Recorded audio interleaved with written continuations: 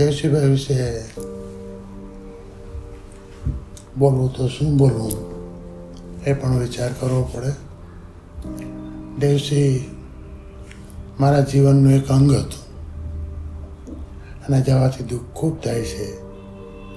ભગવાન અમને શક્તિ આપશે અને એના આત્માને શાંતિ આપે. પણ દેવસીની ઘણી વાતો છે કે એના આશા કાયમી રહેતી મારી પાસે. કાકા કંઈક આદેશ કરો, કાકા કંઈક કહો, કંઈક આદેશ કરો, હું કામ કરું. અને કામ કરવાની ખૂબ જ ઈચ્છા, કાકા કહે કરું. એના જવાથી ખૂબ દુઃખ થયું. હજુ દેવસી મારી ડાબી જમણી હાથ તો એ કાંઈક મારી વહી ગઈ છે. બસ એટલું જ કહું છું. દેવસીભાઈ એક એવા વ્યક્તિ હતા કે ગોડ ગિફ્ટ હોય છે અમુક લોકોને, તે દેવસીભાઈમાં હતી. કોઈ પણ વ્યક્તિ મળે યા તો દેવસીભાઈ એમને મળે તો ખંભે હાથ રાખીને એમને વાત કરવાની ટેવ હતી. અને જ્યારે એનો હાથ સ્પર્શ થાય એટલે સામેવાળી વ્યક્તિને પોતાપણાનો અનુભવ થતો હતો. આવી બહુ ઓછા વ્યક્તિમાં હોય છે કે જે એમને મળીને ખૂબ આનંદ અનુભવતા હતા. એ હંમેશા કહેતો, હજુ આપણે કોઈ પણ ધર્મમાં માનતા હોય, મંદિરે જતા હોય ન જતા હોય, પણ હંમેશા આપણે આપણા કર્મમાં ધર્મનો વાસ કાયમી રાખવો જોઈએ, આપણા આચરણમાં વાસ રાખવો જોઈએ. જો ધર્મને આપણે આપણા કર્મમાં લાવશું તો જીવનભર આપણે લોકોને ખુશ કરી શકશું. આ વાત મને એની જિંદગીભર યાદ રહેશે અને આ એની વાતને લઈને હું મારું બાકીનું જીવન પણ આગળ વધારીશ. પપ્પા અને મારા વચ્ચે હંમેશા બહુ બધી ચર્ચાઓ થતી. એમાંથી એક જે પ્રસંગ છે આજે તમારી સામે જણાવવા માંગુ છું. એકવાર વહેલી સવારે હું અને પપ્પા ભજન સાંભળતા હતા, જેમાં એક મારા મનમાં સવાલ ઉઠ્યો. મેં કીધું કે પપ્પા, કેમ કૃષ્ણ ભગવાનના ભજનમાં ભક્ત હંમેશા કમ્પ્લેન કરતા હોય અને બીજા કોઈ ભગવાનના ભજનમાં એવું નથી હોતું? તો પપ્પાએ બહુ સરસ મજાની વાત કરી. પપ્પા એવું કીધું મને કે જે રામ ભગવાન હતા એ મર્યાદા પુરુષોત્તમ હતા, પણ જે કૃષ્ણ ભગવાન હતા એના જોડે તો ભીષ્મથી લઈને અર્જુન, કે રાધાજીથી લઈને મીરાજી, કે સુદામાથી લઈને ગમે ભક્ત જેવા નરસિંહ મહેતા, એ બધા જ વાત કરી શકતા. એવો જ સ્વભાવ, પાણીના પ્રવાહ જેવો સ્વભાવ મારા પપ્પાનો હતો, જેના જોડે હોય એના જોડે રંગાઈ જતા, કોઈને કોઈ દિવસે નીચું ના દેખાડતા. એટલા મોટા હોવા છતાં પણ એમનો સ્વભાવ એકદમ ગ્રાઉન્ડેડ રહેતો. પપ્પા હંમેશા એક વસ્તુની શીખ આપતા કે ભગવાન અગર આપણને એવા સક્ષમ બનાવ્યા છે કે આપણે બીજા કોઈને મદદરૂપ થઈ શકીએ તો એને આપણે આપણું સૌભાગ્ય માનવું. અને કામ પ્રત્યે હંમેશા એક જ વાત કરતા કે નાનું કામ હોય કે મોટું કામ, એમાં હંમેશા તમારું ઇન્વોલ્વમેન્ટ રાખવું. આ બધી વાતો જ્યારે યાદ કરીએ છીએ ત્યારે એવું લાગે છે કે પપ્પા અમારા મનમાં હજી અહીંયા બેસીને અમને ગાઈડ કરે છે, અમને મોટિવેટ કરે છે. પપ્પા એક લાઈન હંમેશા કહેતા છે, એમને એમના બાળપણમાં સાંભળી હતી ક્યાંકથી, કે if you can do better please do it. એટલે તમે અગર સારું કંઈ કરી શકો છો તો તમારે કરવું જ જોઈએ, કોઈની રાહ ના જોવી. અને એ જ હું પોતાને મોટિવેટ કરીને આમાં આગળ વધવા, મારી લાઈફમાં આગળ વધવા. Dadની life has been full of stories and full of life lessons. ઘણી વખત બધી અમને સલાહ સ્ટોરીના ફોર્મમાં જ આપતા હોય. એવી બે સ્ટોરી છે મારા પાસે. એક સ્ટોરી છે કે જ્યારે જુનાગઢ હજી આપણે રહેતા હતા ત્યારે પપ્પા દાદાને એરપોર્ટ મૂકવા ગયા હશે, બોમ્બે જવાના હશે દાદા, નટુ દાદા. એટલે પપ્પાને નટુ દાદાએ કીધું કે હું પાછો આવું ત્યાં સુધી આ સ્લેબ ભરાઈ જવો જોઈએ. એટલે જ્યારે નટુ દાદા પાછા આવ્યા તો એ સ્લેબનું કામ નહોતું પહોંચ્યું. એટલે નટુ દાદાએ પપ્પાને પૂછ્યું કે ભાઈ કેમ સ્લેબનું કામ નથી થયું? એ પપ્પાએ કીધું કે મજૂર નહોતા. એટલે નટુ દાદા બાઇક ચાલુ કરી, પપ્પાને બેસાડ્યા પાછળ અને એમને દોલતપરા લઈ ગયા અને ત્યાંથી મજૂરોને બધાને ભેગા કરીને સાઇટ ઉપર લેવા અને તાત્કાલિક રૂપે કામ ચાલુ કરાવડાવ્યું. ત્યારે નટુ દાદાએ પપ્પાને કીધું કે કોઈ દિવસે પણ એવું નહીં કહેવાનું કે મજૂર નહોતા, કે કોઈ દિવસે પણ એવું નહીં કહેવાનું કે મટીરિયલ નહોતા. એ એફર્ટ આપીને ગમે એમ કરીને કામ હંમેશા ચાલુ રહેવું જોઈએ. એવી જ એક સ્ટોરી નાના રૂપમાં છે કે હું જ્યારે બોર્ડ્સની એક્ઝામ આપતો હતો ત્યારે મારી એક એક્ઝામ એવરેજ ગઈ હશે. એટલે મેં પપ્પાને ફોન કર્યો, બધા એક્ઝામ પછી ફોન કર્યો, એટલે મેં ફોન કર્યો કે પપ્પા એક્ઝામ બરાબર નથી ગઈ મારી. એટલે પપ્પાએ કીધું કે તે તારું 100% આપ્યું હતું? મેં કીધું હા. કે તે વાંચ્યું હતું બરાબર, બધી મહેનત કરી હતી? હા. કે તે 100% આપ્યું ને 40% આવે ને પછી તો એ મંજૂર છે. એટલે હી ઓલવેઝ સેડ કે without efforts there is nothing. તમે એફર્ટ આપો ને રિઝલ્ટ ન આવે ને એ સેકન્ડરી વસ્તુ, બટ તમારા એફર્ટ્સ તો 100% હોવા જ જોઈએ. So out of many stories, these are the stories that stayed a lot closer to me, and there are many more stories that I will remember him with. Thank you. મને કોઈ દી કામ બી નહીં ચિંતા, ગુડ તરીકે use કરતા, કોઈ પણ કામ વધારાનું. ને અમે નાના હતા ત્યારથી જ અત્યાર સુધી કોઈ દી એની એવું નથી ઈચ્છ્યું કે મારો નાનો ભાઈ છે, એવું જ ઈચ્છતા કે મારો નાનો દીકરો છે. આથી વિશેષ મેં દેવસીભાઈ સાથે કંઈ બોલી નહીં શકું, કંઈ કહી નહીં શકું. એ મારા હૃદય હતા, મારું જે કંઈ છે એ જ હતા. દેવસીભાઈ માટે સ્વ મારે લગાવવું એ મારા માટે કઠિન છે, પણ હવે ઈશ્વરે જે કર્યું તે સ્વીકારવું જ પડશે. દેવસીભાઈ જે કામની સ્પીડ મને હંમેશા કહેતા કે ભાઈ બહુ સ્પીડમાં થવું જોઈએ, એ મારા જીવનમાં મેં હંમેશા ઉતારીને રાખીશ અને જરૂર એમની જે સ્પીડતા હતી હું જાળવી રાખીશ. અને ખાસ કરીને કસ્ટમરની જે આફ્ટર પોઝિશન પછી જે કમ્પ્લેન આવતી અને જે ફાસ્ટ જે કરવી જોઈએ હું કરતો જ, પણ હજી બી એમાં વધારો કરી અને દેવસીભાઈને હંમેશા યાદ કરી અને આ વસ્તુ હું ધ્યાનમાં રાખીશ. દેવસીભાઈ માટે કંઈ વાત કરવી હોય ને તો એટલું 100% કહી શકું કે એમના જીવનના 3 સ્તંભ એમને બનાવીને રાખ્યા હતા. સત્ય, પ્રેમ અને કરુણાથી. જે કોઈ વ્યક્તિને મળતા તો સત્ય, પ્રેમ અને કરુણાથી જ વાત કરતા. હું મારા જીવનની વાત કરું ને તો મને એક જ ફેરીને એટલું કીધું હતું કે હરેક વ્યક્તિની અંદર સત્ય જોવાનું, પ્રેમ જોવાનો અને કરુણાથી જોવાનું, તો તમે એ વ્યક્તિ પ્રત્યે જે વિચારશો હશે ને એ સારું થશે. દેવસીભાઈ આમ તો મારા મોટા બાપાના દીકરા થાય, પણ મેં ક્યારે પણ દેવસીભાઈ અને અજીતભાઈ ને કાયમી મારા માટે સગા મોટા ભાઈ તરીકે જ કાયમી એમને જોયા છે. અને મારા ફાધર નટુભાઈ માટે દેવસીભાઈ અને અજીતભાઈ એમ કહી શકાય કે બંને એમના ડાબા જમણા હાથ, એમનું બહુ જ મહત્ત્વનું અંગ એમનું રહ્યા છે. અને જે રીતે અજીતભાઈ દેવસીભાઈ માટે મારા પપ્પા એક આદર્શ સમાન રહ્યા છે, એ રીતે હું કાયમી દેવસીભાઈને અને અજીતભાઈને મારા આદર્શ સમાન જોતો આવ્યો છું. એમાં દેવસીભાઈની ભૂમિકા મારા લાઈફમાં, મારા કરિયરમાં ખૂબ જ અગત્યની રહી છે. દેવસીભાઈ અમારા પરિવારમાં એક એવા વ્યક્તિ હતા કે જે આખા પરિવારને એક સાથે લઈને ચાલવાની ભૂમિકા એમને કાયમ માટે ભજવી છે. એમનું માત્ર પરિવાર પ્રત્યે નહીં પણ જેટલા લોકોના પરિચયમાં દેવસીભાઈ આવ્યા હશે એ તમામ લોકો દેવસીભાઈને યાદ કરતા હશે. કદાચ દેવસીભાઈ કોઈ વ્યક્તિને એકવાર મળ્યા હોય તો એ વ્યક્તિ દેવસીભાઈને યાદ ના કરે એવું ના બન્યું હોય.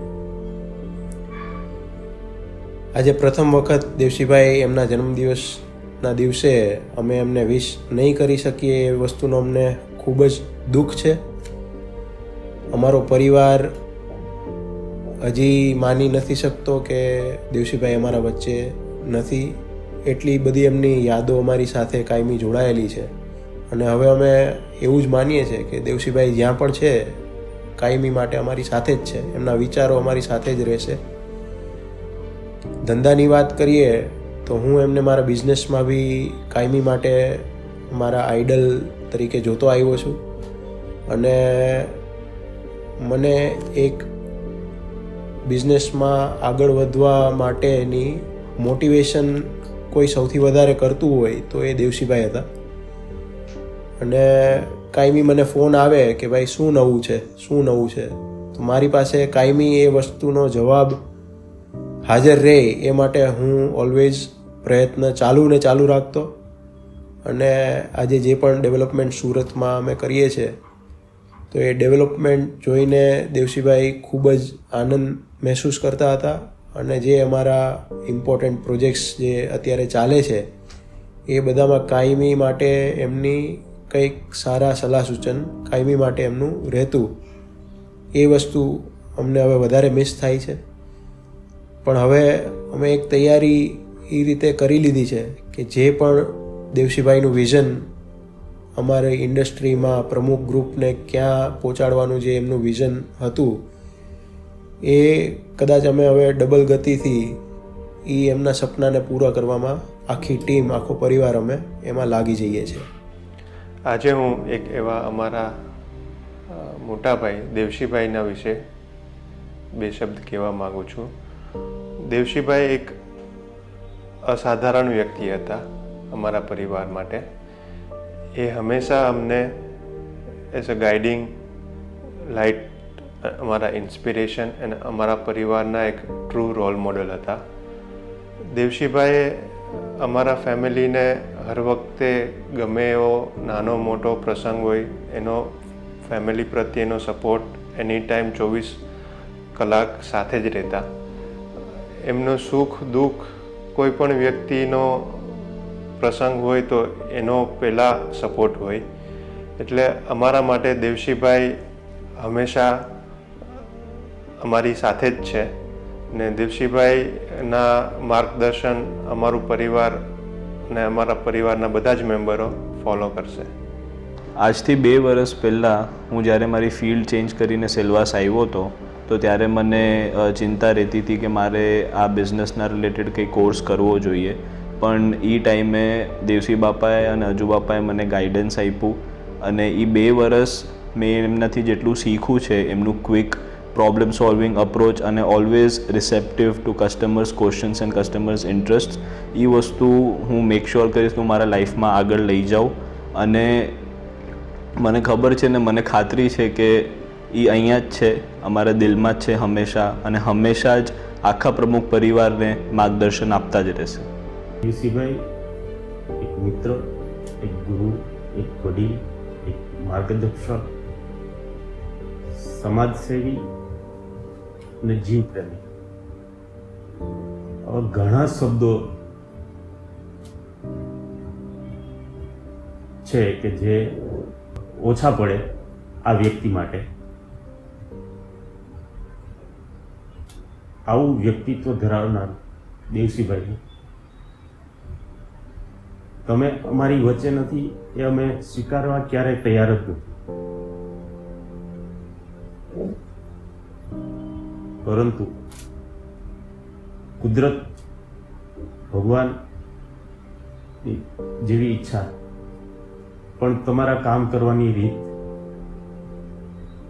અને ઝડપ એ કંઈક અલૌકિક જ હતી. તમે જ્યારે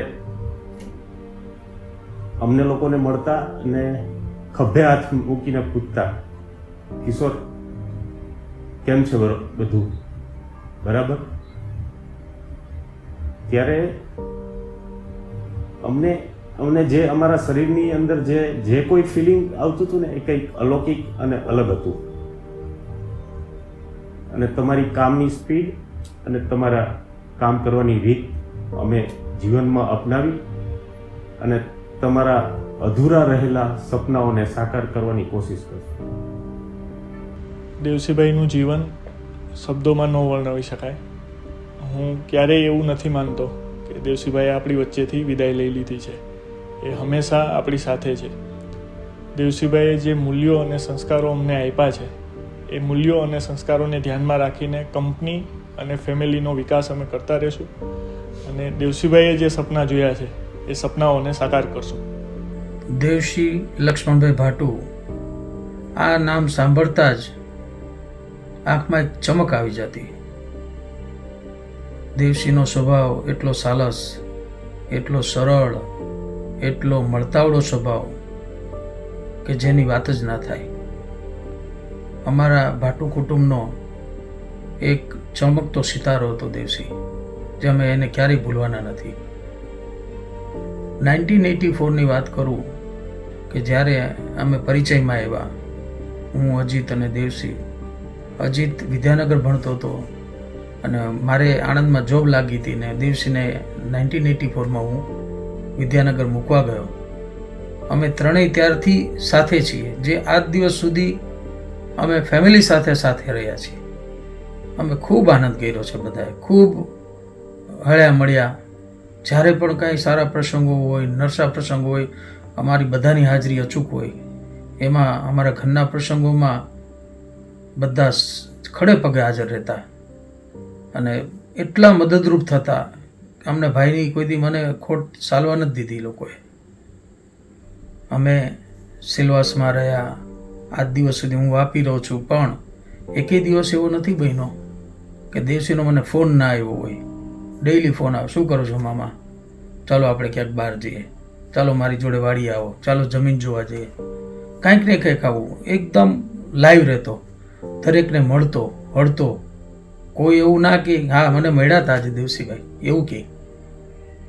વ્યક્તિત્વ એક જ હતું એનું, પણ ઘણી જગ્યાએ ફરી વળતો, ટેલિફોનિક હોય કે રૂબરૂ હોય, પણ એ આ રીતે હળતો ફરતો રહેતો અને આનંદ બી એટલો જ કરાવતો. નાનો માણસ હોય કે મોટો માણસ હોય, એને કંઈ એવું ભેદભાવ રાખ્યો જ નથી. નાના માણસમાં પણ એની એટલી જ લોકપ્રિયતા હતી. એ એનો સ્વભાવ હતો, બધાને સાથે રાખે, ગૌપ્રેમી માણસ. એના જે વિડીયો અમે જોતા, ગાયની સાથે જે રમત કરતો, એ આમ અચંબિત થઈ જાય. આપણને એમ થાય કે આ દેવસી ગાયો ચરાવવા જાય, સિટીમાં નીકળે, અદ્ભુત. આવું વ્યક્તિત્વ નથી જોયું આપણે. એકદમ ડાઉન ટુ અર્થ માણસ, અને એનો સ્વભાવ જ એટલો સરળ હતો કે લોકોના હૃદયમાં એ રાજ કરતો હતો. અમારું કુટુંબમાં દેવસીનું બી નામ એટલું જ પ્રખ્યાત હતું કે એ આવે તો આમ એક અલગ રોનક આવી જતી, જે અમે કોઈ ક્યારે ભૂલી શકવાના નથી. હેપી બર્થડે દેવસી માસા. મારે બધાને બસ એક દેવસી માસાની ક્વોલિટી શેર કરવી હતી, જે મને લાગે આપણા બધામાં જ હોવી જોઈએ, જે છે એમની ઓપ્ટિમિઝમ અને એમનું કેન ડુ એટીટ્યુડ. ક્યારેય બિઝનેસમાં કે કામમાં એવી કોઈ પરિસ્થિતિ નથી આવી જ્યારે મેં માસાને એવું કહેતો સાંભળ્યું હોય કે ના આપણાથી નહીં થાય, કે આપણે નહીં કરી શકીએ. એમનું દરેક વસ્તુને ટેકલ કરવાનું એવું પોઝિટિવ અને એવું કેન ડુ એટીટ્યુડ હતું, અને એ જ એટીટ્યુડ હિસાબે મને લાગે કે આપણાથી કોઈક કામ જે ના પણ થઈ શકતા હોય આપણે કર્યા હોય. તો મને બસ બધાને એ જ કહેવું હતું કે આપણે એક આ ક્વોલિટી બહુ રિક્વાયર્ડ છે લાઈફમાં. એક એવા વ્યક્તિ દેવસીભાઈ હતા જે પરિવાર માટે, સમાજ માટે, ધંધા માટે જવાબદારી સાથે ધાર્મિકતા અને પ્રેમ અને વિનમ્રતાના ભાવ સાથે દરેક માણસ સાથે હસમુખ ચહેરાનું પ્રતિબિંબ અમને જોવા મળતું, જે દેવસીભાઈ માટે બહુ ઘણું હતું. તે ઘણા બધા કામ અમારા માટે કરી દીધા અને એનાથી અમને ઘણું બધું શીખવાનું પણ મળ્યું છે. દેવસીભાઈ હંમેશા અમારી સાથે જ રહેશે અને અમે એને ક્યારેય પણ દિલમાંથી જવા નહીં દઈએ, અને એનું પ્રતિબિંબ અમારા ચહેરા પર હંમેશા માટે રહેવાનું છે. દેવસીભાઈ શા માટે આપણા પ્રેરણા સ્ત્રોત રહેશે? દેવસીભાઈના જીવનને હું પરમપિતા પરમાત્મા શ્રી કૃષ્ણ ભગવાનના જીવન સાથે સરખાવી શકું. તેમણે બાળપણથી જ ઘસાઈને કઈ રીતે ઉજળા થવું તેને સાર્થકતા આપી છે. એક ભવિષ્ય દ્રષ્ટા, એક વિઝનરી વ્યક્તિ, જેમણે હંમેશા બીજાને મદદરૂપ થવું એવી ભાવનાને સાકાર કરી છે.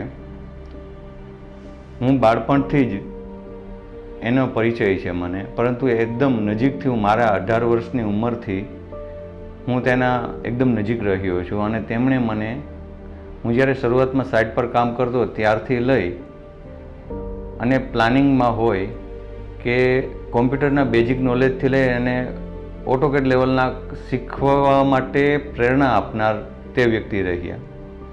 તેમણે લોક ઉપયોગી અને લોકોને સવલતવાળા પ્લાનિંગ કરવામાં મને મારા દૃષ્ટિકોણને હંમેશા ઓપન કર્યો. અને એ ખૂબ જ મને નજીકથી હું તેને ઓળખું છું, એટલે હું કહી શકું કે એ કરુણાના સાગર હતા. બીજાના દુઃખે દુઃખી થઈ જવું અને બિઝનેસની અંદર પ્રમુખ સ્વામી મહારાજના શબ્દોને સાર્થક કર્યા કે તમારા કર્મમાં ધર્મ રાખજો, તેને લઈ અને અત્યાર જીવન પર્યંત એ ચાલ્યા છે. તેણે અનેક લોકોને હૃદયને સ્પર્શ્યા છે. એ લાગણીઓના તાતણાને એટલા ઝીણવટપૂર્વક બાંધતા કે તે અનહદ રીતે જોડાઈ જતા. સામાજિક, શૈક્ષણિક તમામ જવાબદારીઓ સમાજની પોતે સુપેરે નિભાવતા હતા. આજે તેમણે શીખવેલું અને તેમણે બતાવેલા રસ્તા પર આપણે સૌ ચાલીએ અને આગળ વધશું એવી જ હું પ્રાર્થના કરી શકું. એક ગુરુ, એક પિતા કે એક મિત્ર પરિસ્થિતિ અનુસાર સુપેરે તે રોલ નિભાવી શકતા હતા. વારે વારે ગીતાજીના શ્લોકો હોય, મહાપુરુષોના વક્તવ્યો હોય, ગૌ પ્રત્યેનો પ્રેમ હોય, તેમાંથી એક નાની નાની વસ્તુઓમાંથી તે પોતાના ઢબ મુજબ એક્ઝામ્પલ આપીને આપણને એક સંસ્કારોના સિંચન કરાવતા એવા એ મહાપુરુષ જે સાચે જ કૃષ્ણ હતા. મારા મત મુજબ શ્રી દેવસિંહભાઈ એક કસ્ટમરના હૃદય સિંહાસન ઉપર બેઠેલા છે. એનું મુખ્ય કારણ એમને કસ્ટમરને સેટિસ્ફેક્શન આપવું, એમના પ્રશ્નો સમજવા અને એમની સાથે ઊભા રહેવું એ એમનું ધ્યેય હતું. એના આ ગુણ એક મારા જીવનમાં હું લાવીશ અને મારા કર્તવ્ય નિષ્ઠા દરમિયાન પણ આને ધ્યાનમાં રાખીશ. એમના માટે પ્રોફિટ એક બાય પ્રોડક્ટ હતી.